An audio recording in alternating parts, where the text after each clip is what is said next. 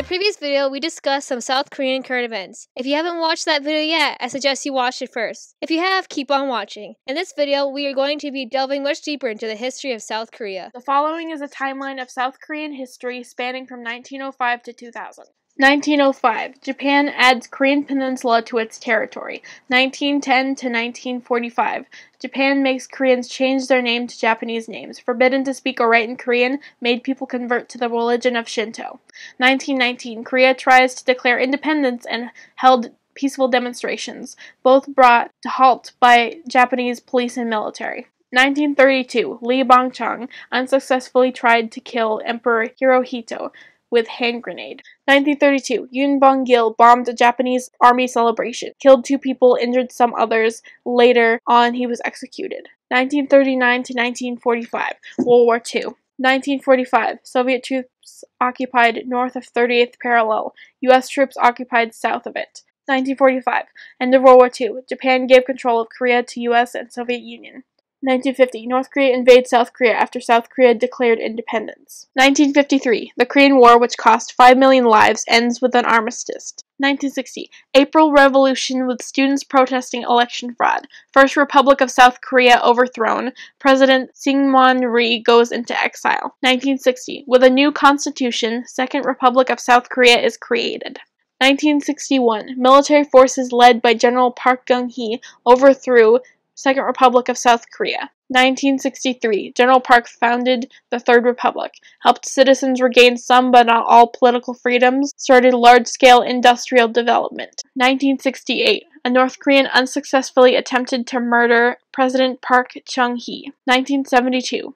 After declaring emergency martial law, President Park Chung-hee edited constitution so that he could be a permanent ruler. 1979. President Jimmy Carter paid a visit to South Korea and said he would reduce the amount of American forces in Korea if Park didn't stop working on the nuclear weapons development program. 1979. Kim Jae-ju, chief of KCIA, kills Park. Choi Kyu-ha becomes president.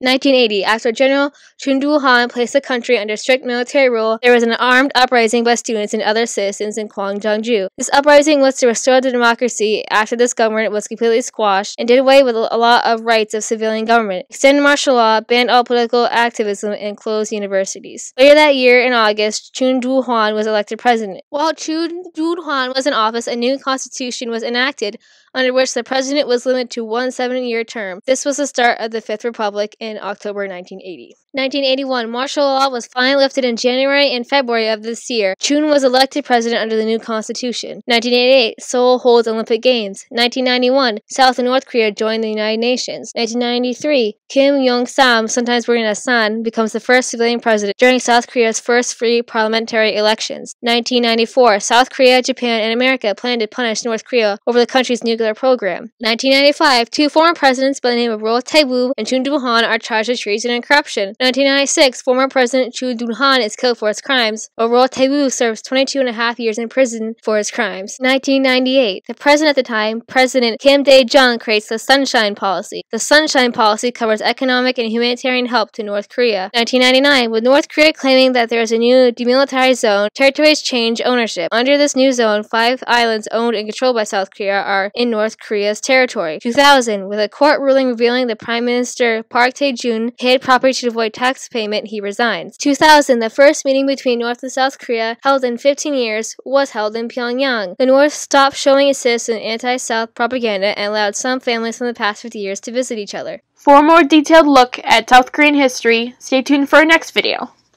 If you want to learn more about South Korea, I suggest you subscribe to us. Subscribing is free and should notify you when we upload a video.